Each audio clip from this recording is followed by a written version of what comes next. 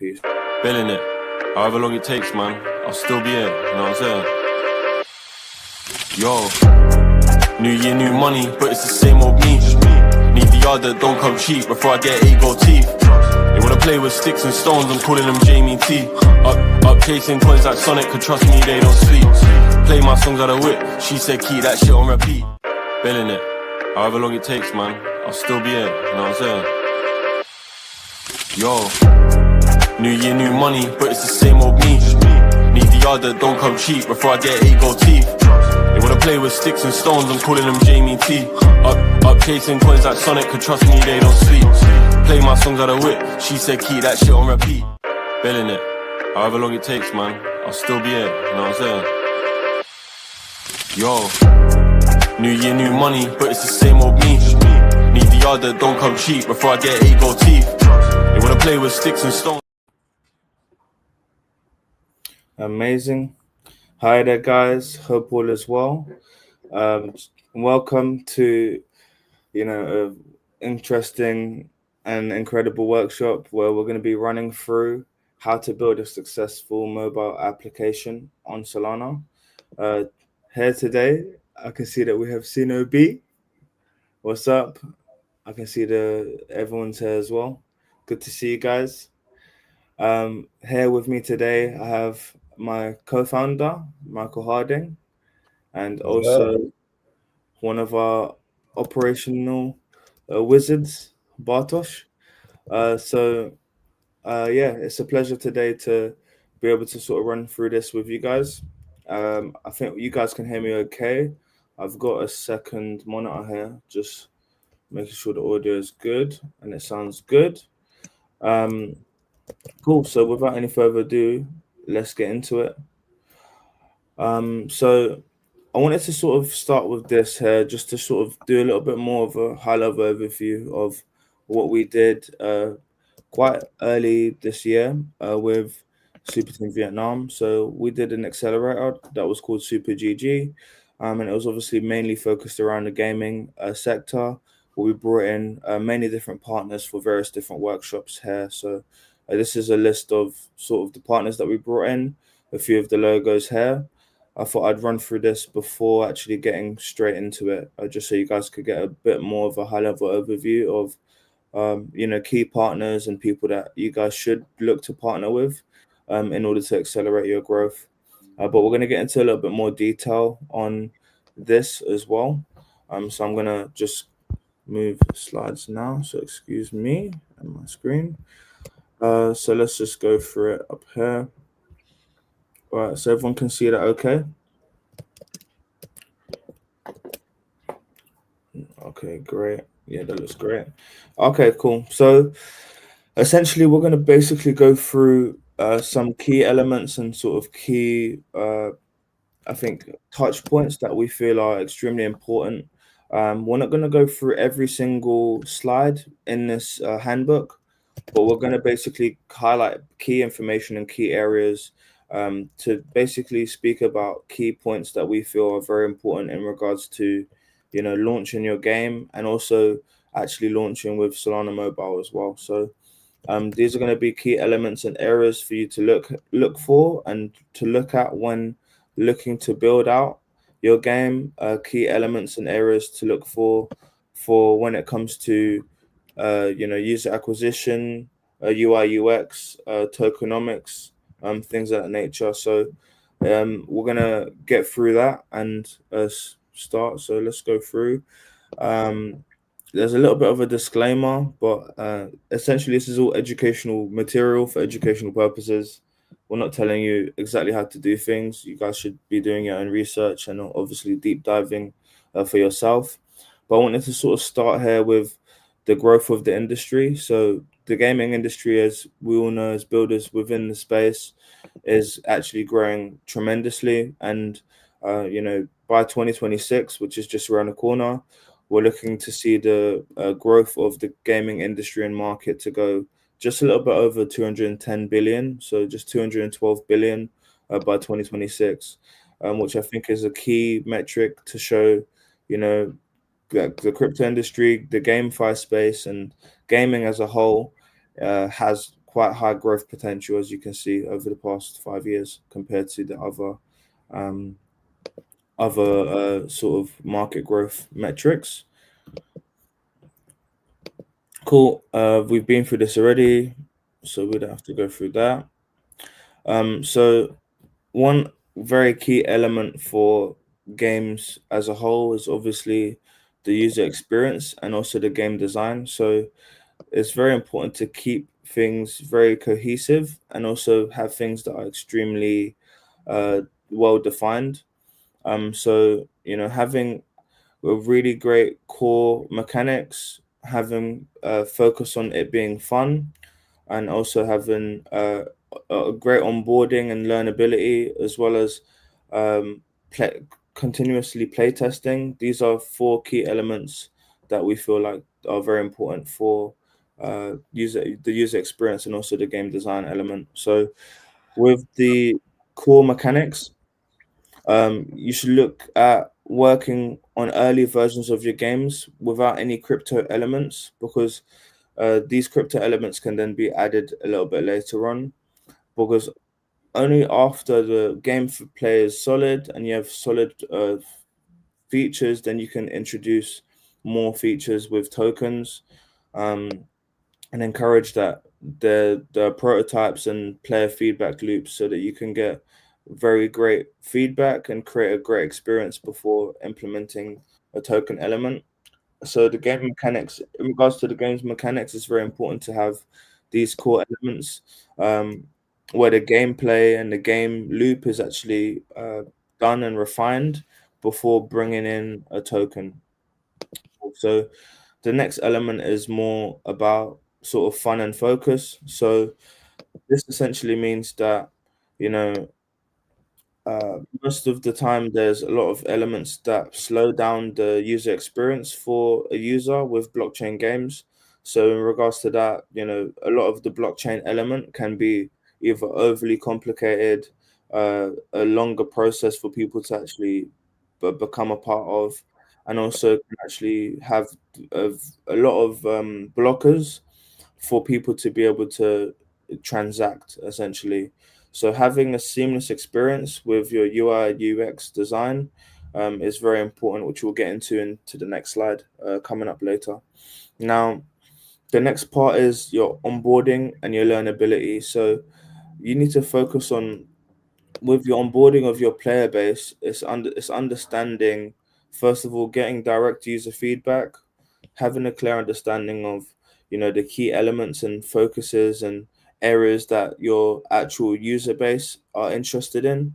But also, another thing that's sort of important is having great storytelling and great visuals to be able to teach players rather than blocks of text.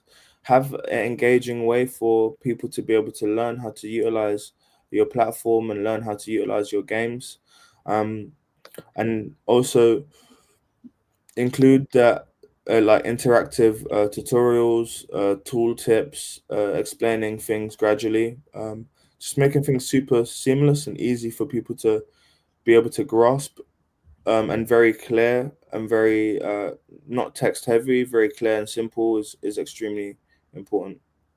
Now, in regards to continuous play testing, there needs to be a culture of testing with real players built around your game. So when you're basically building out and making new iterations, new features, like I said, having that direct feedback is extremely important. Having that direct user feedback, being able to understand what areas or what things are bugging players so that you can fix those areas to make it the gameplay and the game loops more smooth.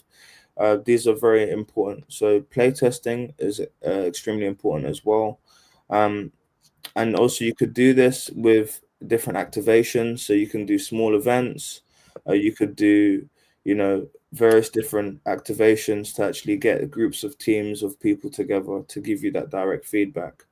Um, so yeah. Now let's go into more UI UX. So I can't stress enough how important it is to have a great UI UX with your product, and we're gonna talk through some core pillars and some core elements. And then a little bit later on, we'll go through Airfoil and what Airfoil have basically been able to share in terms of insights with UI UX. So the consistent branding is extremely important. So this is all of your visual assets, your logos, your color palette, the art style, and the way that you communicate to your users all have to be seamless. You don't want to have experience where they're on one part of your application, then they go to another part, and the branding, the colors, the logos, everything is completely off and completely different, right? So having seamless branding is extremely important, and building a narrative around that is also extremely important. So that builds trust, and it makes also things like marketing easier because everything is unified. You could push out a unified message across social media and other avenues as well. So um, I think it's also key to be transparent about who you are and what your values are as a game, because the values that your game carry and the identity that you create will also attract your user base and allow you to build more of a cult following. So having a very strong consistent brand is extremely important to create a sustainable economy. If you're thinking about your users, what they love, the things that they interact with, what they're into, and actually building a culture around your game as a whole and creating more of a brand is super, super important.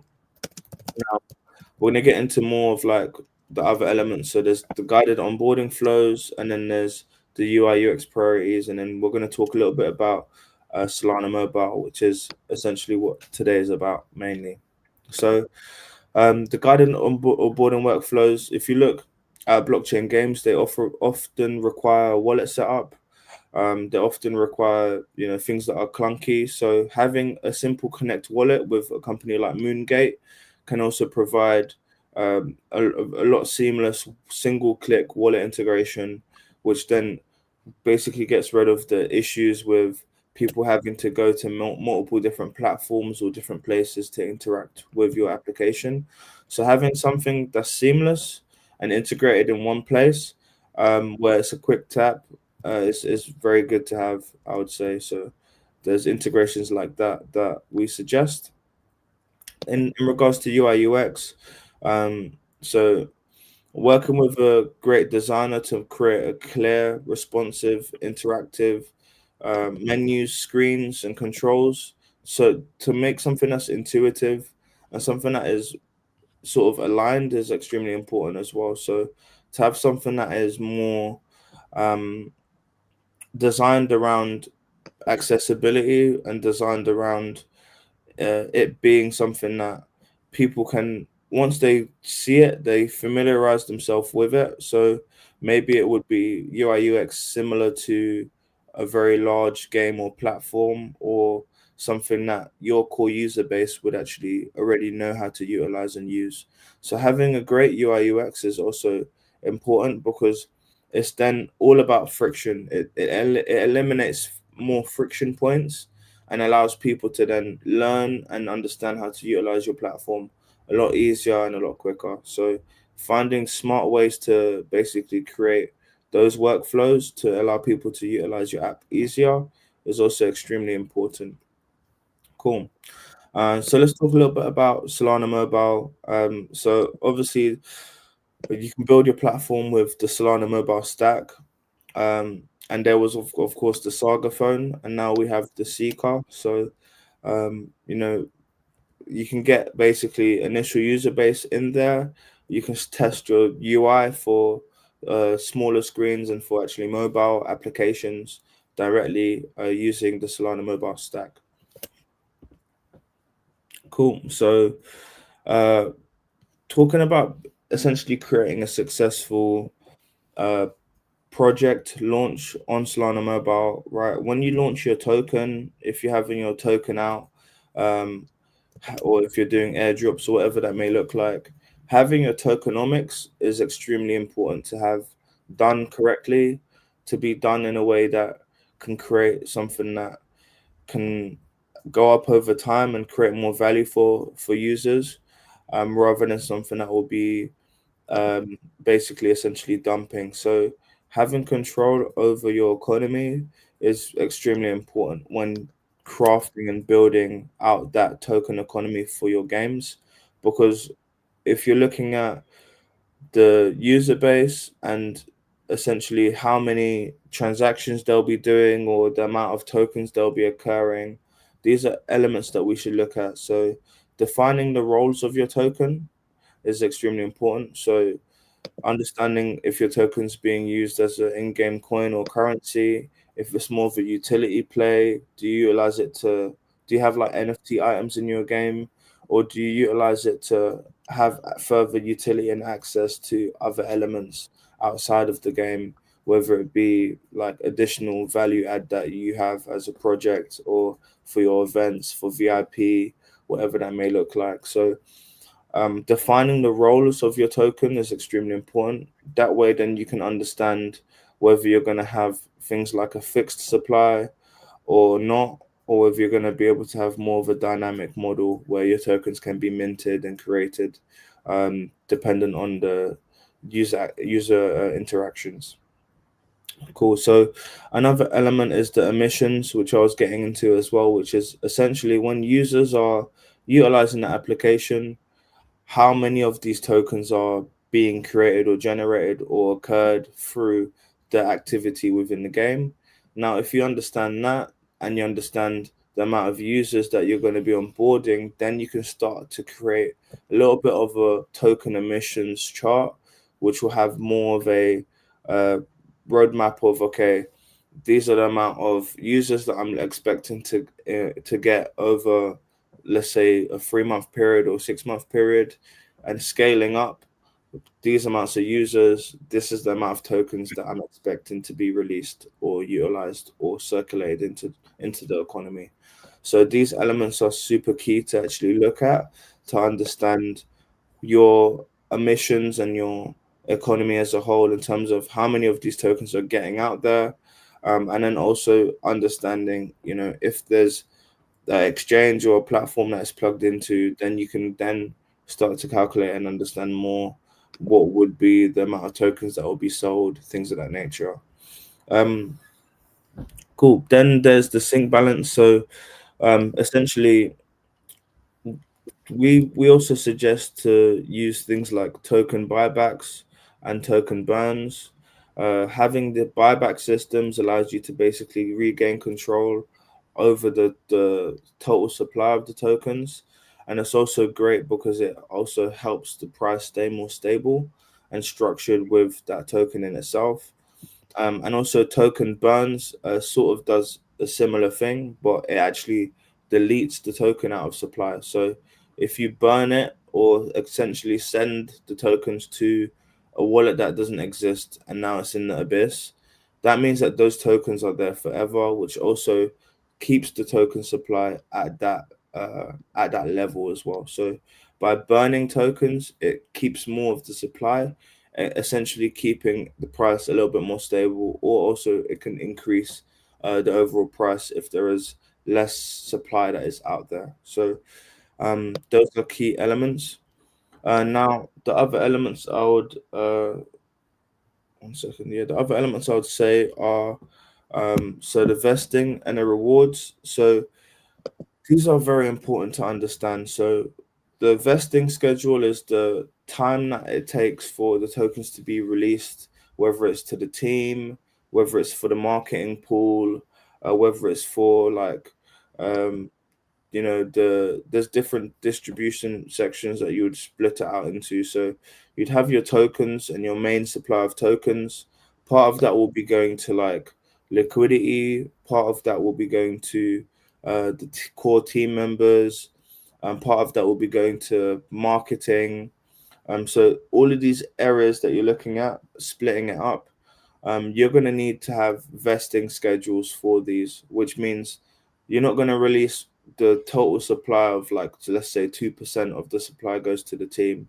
You're not going to release that 2% directly immediately, right? Because then everybody who's part of the project may think, okay, that means that the team can dump on me. Mhm. So you need to have a vesting schedule in order for the tokens to be released and done staggered in a staggered way over a period of time, whether it's 3 months, 6 months, or longer, right? No pumpy dumpy. Yeah, so No pumpy dumpy. yeah, so we don't want no pumpy dumpy, right? So essentially, you want to be able to let everybody know and also make this a public thing as well. So I think it's very good to have vesting schedules, especially for the team that is a public on the website or public and available for people to see. Because if they see that you're a team member and your vesting schedule is 12 months or longer, then they know that you are invested in the project for that period of time and are actually getting rewarded after that. So let's say there's a vesting schedule, but there's a cliff. Let's say there's a 12-month cliff, and a cliff essentially means you ain't getting nothing until the end of the 12 months. And then let's say there's a 12-month vesting schedule after that. What that means is every month for 12 months, you'll then get whatever that percentage is that is allocated to you, distributed bit by bit. So that's sort of how you can also create and make sure that things are sustainable, ensure that you are transparent and actually sharing that with everybody who's involved, like all of your user base and all of your fan base. So these are key elements to be able to share to ensure that it's a sustainable economy and also something that everybody can see and actually be a part of because they are more comfortable. Um, there's play to earn.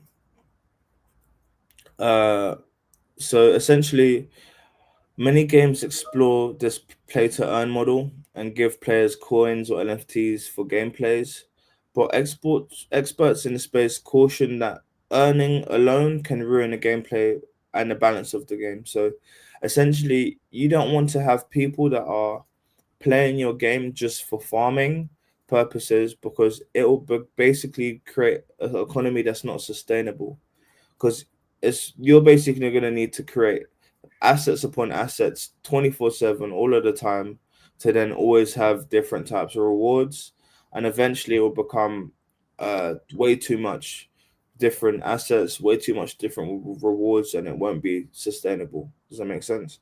So um it's very good to have sort of a hybrid model where players can earn rewards but top tier rewards like rare NFTs, large tokens, and grants can come from skill, strategy, and also special events that you're doing. So you can do different activations, special events for different times, and that can be where people can that were there are able to earn or get specific NFTs, which also increases the rarity of them, but also makes people actually have to play the game to be able to get those rewards. So if it's people that are, you know, actively in the game and actively working towards increasing their skills, strategies, actually having a longer session time than a majority of those other players, then these are the types of players that should be getting rewarded, and these are the types of players that should be able to earn, but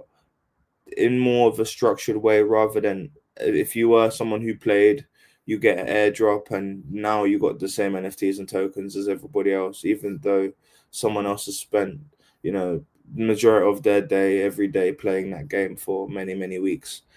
So this sort of is how you can make more of a balanced economy with your assets and giving accessibility to people as well. Okay, now let's talk a little bit about government governance and the community stakes.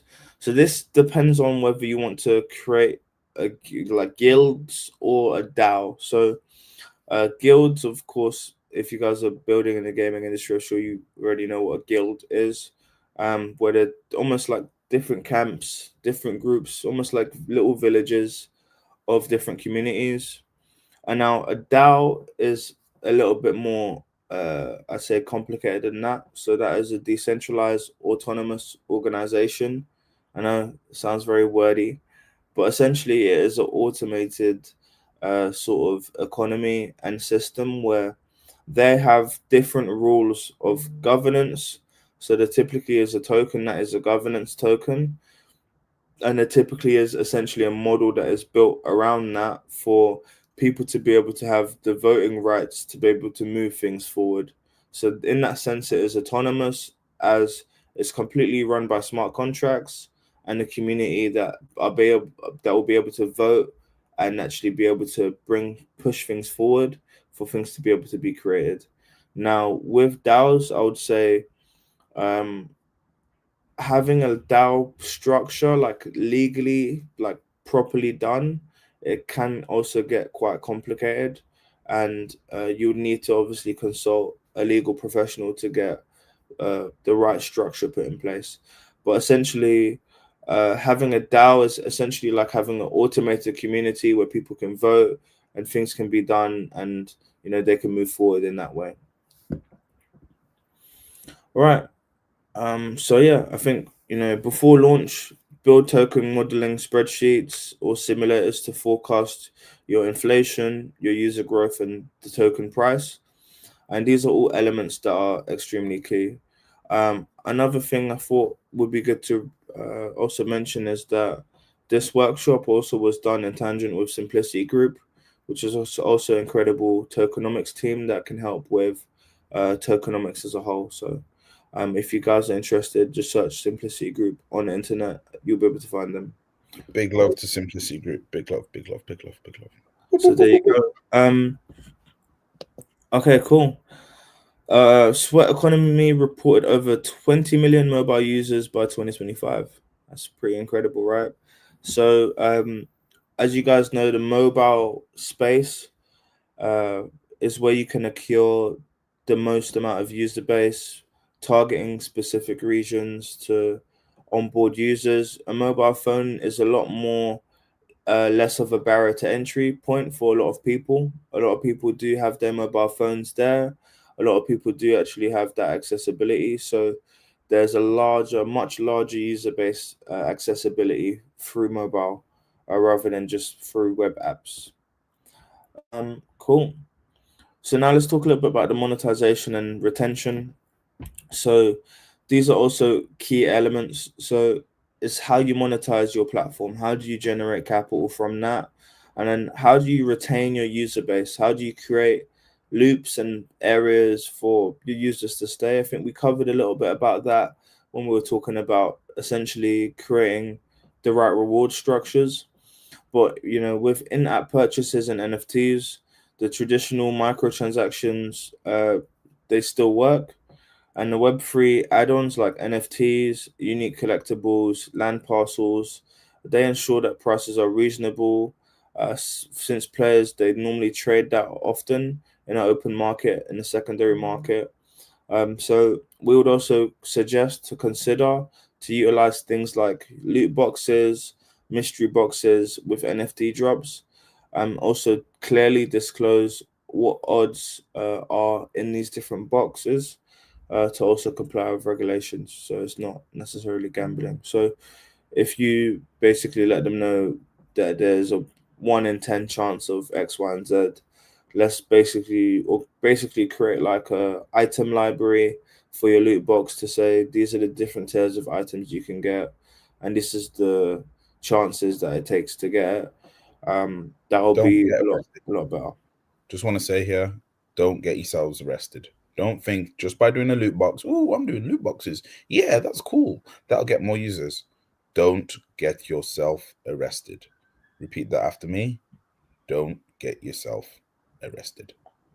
Yes, so it's very key to understand the legalities behind a lot of the stuff with what you're building in your games, because it can fall under gambling if you are not careful in the way that you do things. So understanding the regulations and the regulatory sort of landscape within the different regions that you want to actually deploy into are also extremely key. So ensuring that you have that in place as well will allow you to know, okay, there's a loophole here, which was one of them that we've just explained here, which you need to research into, which is, if you disclose the actual odds within the loot boxes, then it's fine.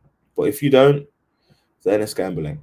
So there's lots of gray areas that I think are very key and important to actually go through and look through.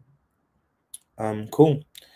So another thing that's also worked extremely well is season passes and subscriptions. So you can easily get recurring revenue coming in from things like battle passes or subscription tiers. These give players extra quests, cosmetics, or monthly token stipends, and this structure is basically goes from being free and also being paid paths. So people can basically essentially see that they're missing out on extremely large rewards if they were to be a paid user along the way, along their pathway of being a free user. So having that as a capability for people to be able to see will also sort of engage them a little bit more and allow them to know, oh wow, I might have to pay for this subscription because these rewards are looking way better than what I'm getting now. So that's also a great revenue driver. Cool. So let's talk a little bit more about the retention side of stuff. So it's important to plan frequent updates. So having regular updates, having fresh content is extremely key with your game and your platform to ensure that you have high retention rate.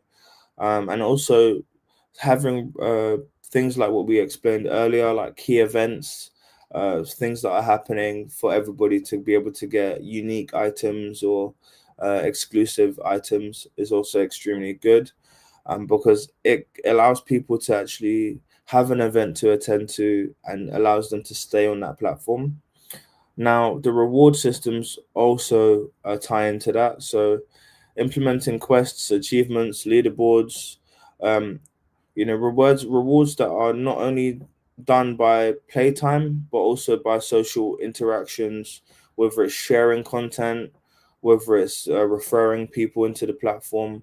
These are also key elements that are great so that people can actually get those rewards and be able to also increase their user base as well along the way.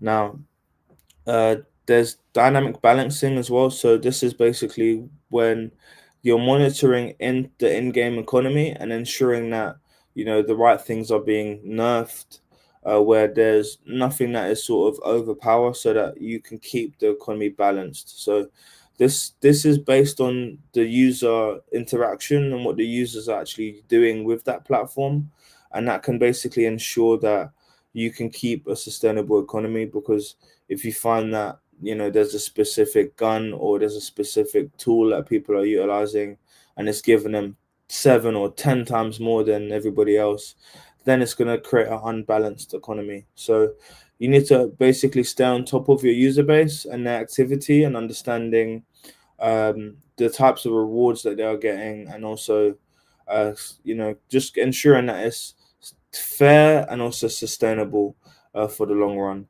You don't want to nerf something and make it really bad, and that in itself would also make someone leave your platform and also ruin the retention rate. So it's very key and important to also get user feedback, to actually understand a fair ground of nerfing, because nerfing can ruin a lot of players. I mean, I know players that, for example, played World of Warcraft for majority of their life, and their character got nerfed, and they never touched that game ever again, and they've been playing it for 10 plus years.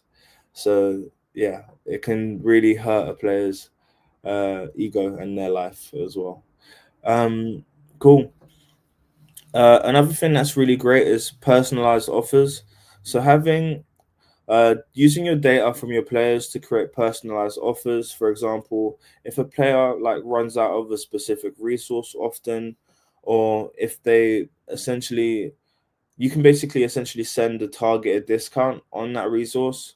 Um, you know, and then also some teams and some people also utilize AI for this to create a suggestion engine that can actually create these discounts, which can also drive not only just retention but also revenue as well. So, because if a player actually realizes, oh, you're actually looking at what I'm doing or actually looking to help me along the way, it also can drive not only just revenues but retention.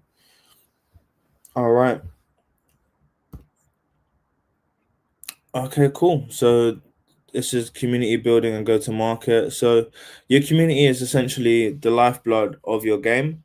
So having, you know, identifying key community members, leveraging the right community platforms, identifying key influencers and people that are within your community or people that are within the same ecosystem, like for Solana gaming, for example.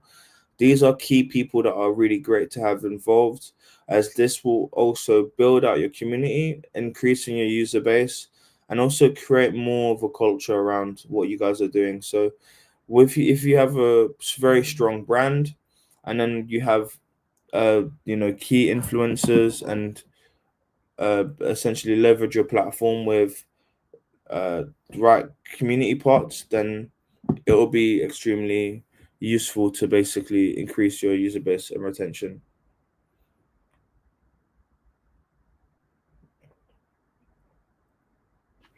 Cool.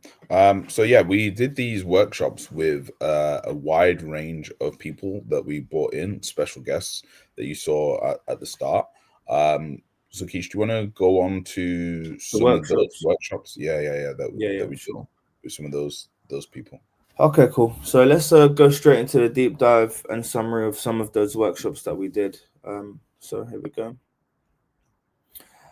So we did influencer and KOL campaign. This was with Ben Fortwell and also Nick Smith, who's actually one of our co-founders, who's been in gaming and esports over 20 years.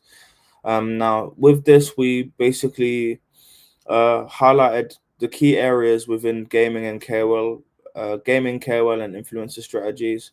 So the key takeaways were that there was a focus on targeted selection, making sure that you have the right KOLs that actually fit with what you are doing, that actually have the right amount of followers, that actually get real engagement from real people, and also people that are actually, fit with your community. So having them and also having people like that um, basically being a part of your project, whether they are invested in it, whether they are holding your token or playing your game on their platform, is also key.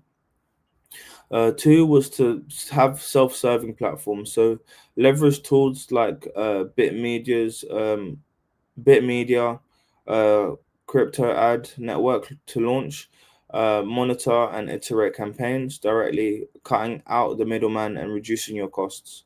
So utilizing platforms to reduce your costs and your self-serve platforms for marketing can also be key. Now, the other element was content and communication. So, providing influencers with concise briefs, law snippets, token utility, talking points, and encouraging them to have authentic storytelling. And also, like clear crypto disclosures and also tailored messaging to their audience is also key. So when you're working with these KOLs and influencers, it's very important to basically be able to deep dive and give them enough tools and information for them to be able to action what they can to the highest possible quality. Um, Next is sort of metrics and red flags. So tracking on-chain engagement with the wallets is very key. A lot of people don't actually do it, but you can track all of your users' wallets. You can know what they invest in. You can know what NFT collections they have. You can know what other games they're playing. So these are also key um, to look at so that you can understand really what is your user base doing. So this is way better than just looking at social media, looking for likes and views. Having key information like on-chain data is way more valuable, where you can watch out for signs of inflated reach or overpromised returns, and also align budgets in realistic on-chain outcomes. So this essentially allows you to also mitigate your economy, make sure things are balanced as well. Cool. So workshop two was with BorgPad, and this is a launch pad. So this was talking about launch pads and accelerator programs. So some of the key takeaways were, uh, start early, well before your token is actually launched, way before TGE. Reach out to BorgPad and other launch pads to ensure that they can vet your white paper and your team and align on your timeline, and also have compliance done to ensure that your integration with the platform is smooth. The other element is the IDO process. So BorgPads actually are advocates for launching via DEX based tools, and to do DEX offerings with tokens. So on Solana DEX, on Solana DEXs, all trading volume directly benefits the project and a liquidity pool that goes into it. Unlike a centralized exchange where volume splits across many different parts. So with DEXs, it is very good to utilize as it is a unified growth. So then the next section is tokenomics and distribution, where essentially uh, it's very important to basically plan token allocations carefully. With BorgPad, they suggested to have a structured vesting and clear community unlocks to maintain trust, which is what we actually highlighted as well. So to distribute tokens gradually in the TGE, and consider community mining or airdrops after the IDO. So after your DEX offering, to be able to do community mining or airdrops. Now, going into the next section, which is community and marketing, it's about leveraging the Launchpad's network and social channels. So they have social channels and ambassador programs. You can leverage this to bootstrap your community.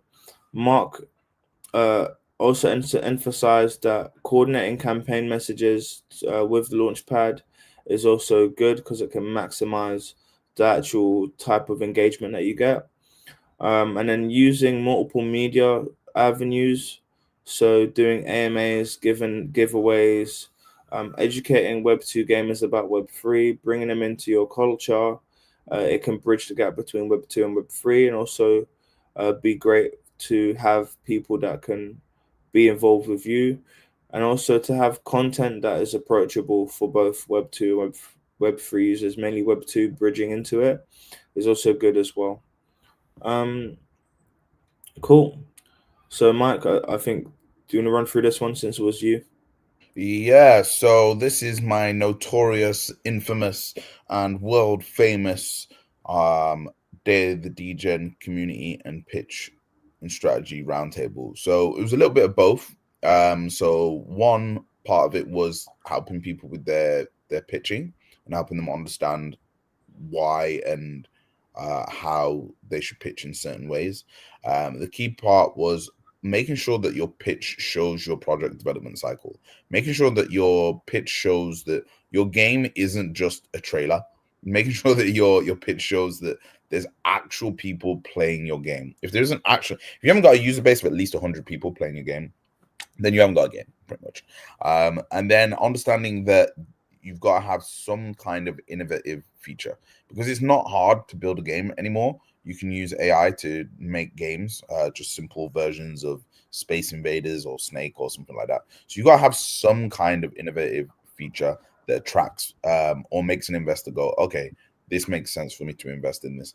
And then finally is your market and exit strategy, trying to have the exit in mind of who and how you're going to exit your company to, whether that's via a token launch, whether that's exiting to someone like Niantic or Gameloft or any of these game studios, and even companies like Bonk and Pudgy Penguins. They're acquiring companies all the time. So this is something to have in mind. Who is your exit going to be to?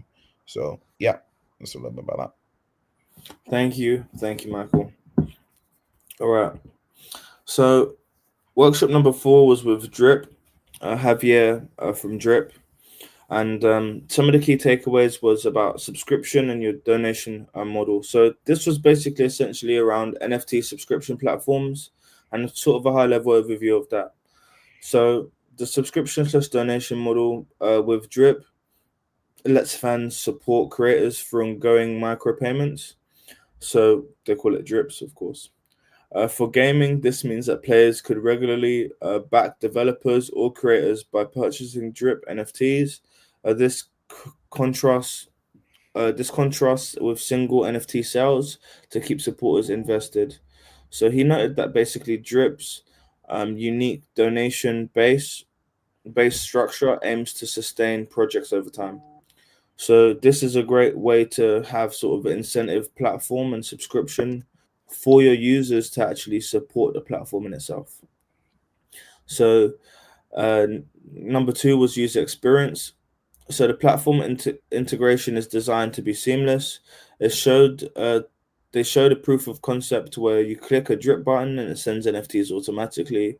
A case study was cited where you could use the drip platform to actually deliver special item NFTs to subscribers, incentivizing continued support with drip's upcoming Telegram integration as well. So the Telegram integration will notify users of new drips or content. So this is a great distribution platform to actually also get new users engaged with your platform as well. Now, let's talk about revenue and growth. So Javier also emphasized that repeated engagement can build a strong community by combining blockchain collectibles with tangible perks like game discounts or real world merchandise. Drip campaigns create loyalty loops, and he also discussed that uh, GameFi can foster friendly competition as well. Okay. Just wanted to chime in here about the results that we had there. So one of the Yeah, go projects that ahead. was working with on the accelerator, Mad Squad, they ended up getting a following of 29K followers on their drip channel from that partnership there. So big shout out to Mad Squad and Majid, and also a big shout out to Drip for allowing that collaboration to happen. Yeah, amazing. So thank you, Drip. So we want to talk a little bit about blockchain security and auditing as well. I think it's very important to audit your platform with multiple auditors rather than just the one. At least two, between two. I would say four, but I would say at least two minimum would be good. Um, but yeah, personally, I think four. But having the right security audit to ensure that your code is secure is also extremely important. To ensure that your platform is actually sustainable, but to also get the stamp of approval from these auditing firms so that you can also have interest from investors as well. So let's have a look at the key takeaways. So there's common attack vectors. So there's key risks that include insecure private keys, flawed smart contracts, and poor API/security backends. So Abraham from Fiducium, he noted that even seemingly small details like how NFT metadata is served can be exploited. For gaming companies with user achievements triggering backend processes, he recommend regularly testing for injection flows and access controls. So in number two, for the auditing process, they proposed that integrating automated tools with GitHub to catch vulnerabilities early is key. And also, Abraham also demonstrated a security dashboard showing live scan results on Solidity contracts. They can be highlighted. That can also highlight the need for both code audits, smart contracts, um, backend code, and system audits. Essentially, Fiducium is a good place to start if you're interested in understanding if there are any auditing gaps, loops, or elements that you guys would need to basically ensure that your platform is secure. Number three was legal and social aspects. So beyond the technology, you know, Abraham discussed that forming partnerships with auditors, legal advisors to enhance trust. He pointed out that having reputable auditing and or insurance cover can deter opportunistic attacks. So this ties back to actually what Michael also said about legal consultants, which is also having a knowledge of your regulatory landscape and also having the right documentation can also basically be very great and viable for your project because it will also basically increase the interest of investors. It will increase the interest of people utilizing your platform as well. So having that notoriety is extremely important when it comes to building out your platform and actually scaling as well. Right, Mike, do you want to talk about Google Cloud? Yeah, I think this will have to be one of the last ones as well. Just Mm-hmm. take questions as well if there is any. So what we did here is we brought in the fantastic Google Cloud to talk about helping people to build out using Google Cloud infrastructure and applying for the credits and grants that are available. I think this is something that a lot of people don't realize is available. That if you have some kind of grant from Super Team or from Solana, then there is additional credits and additional grants that you can get from Google. So obviously, in terms of Google, they actually also provide additional dev help and support. And Google is obviously known for having high levels of security. So this is where having this kind of approved by Google Cloud accreditation on your game will definitely help with investors. Will definitely help with user onboarding. So again, in terms of the infrastructure performance, Google is known for having some of the world's best infra, just simply because they've got giant multi-billion-dollar data centers all around the world. So definitely would highly recommend anyone that's seeing this that is interested in exploring how to work with Google Cloud, how to get grants and partnerships, reach out to us. If you've ever had any grant from Solana or from Super Team, please do reach out to us as well, and we'll see what we can do by connecting you up with Google and getting you some additional support there.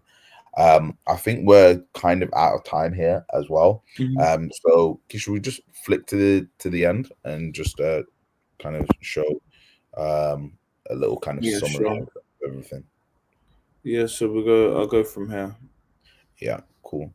So yeah, in terms of Foundation Ventures, the results that we've had, we've worked with multiple super teams now. So Super Team UK, Super Team Vietnam, Super Team Indonesia. Next up is Super Team Nigeria. Got some stuff cooking in the pipeline for them. Obviously, we've done the Super GG Accelerator here. We've connected up people like Triton with Raikou, connected up Moonboy Studios with Jamie King from Rockstar Games, Mechanism Capital with Magic Block. And our network is quite wide. And as you can see in the final slide, I think that showed all the people that we brought to the table for this accelerator, whether it's exchanges like Mexi, whether it's market makers like Enflux, whether it's internal Solana projects like Solana ID and Moongate and Sonic, and or whether it's external people that are maybe from more of a Web2 background, like the influencer teams that we brought in, and also successful games in the space we've worked with, like Mixmob, and also Star Atlas. We were the team behind helping Star Atlas do a interaction with OG Esports, the Red Bull esports team, and most importantly, our relationship that is we highly recommend everybody to sign up to and to become a member is with the Blockchain Gaming Alliance, where you'll be able to network and get tons of support. And then in closing, if anybody is interested in being at Breakpoint, and if you haven't got a stand yet and you're open to having a stand at Breakpoint, this is something that we're considering for anyone building a game on Solana, of having a stand at Breakpoint. So if that's something that's of interest to you, please reach out to us on Twitter. Please DM Hugh, Sino B, or Sunny and say, I'd love to talk to Michael about having a stand at Breakpoint in regards to your game. Perfect. Let's go to questions if there was any questions. That's all the references there, yeah. Yeah. I don't know if there's any questions. I know that you're muted currently, Sinobi.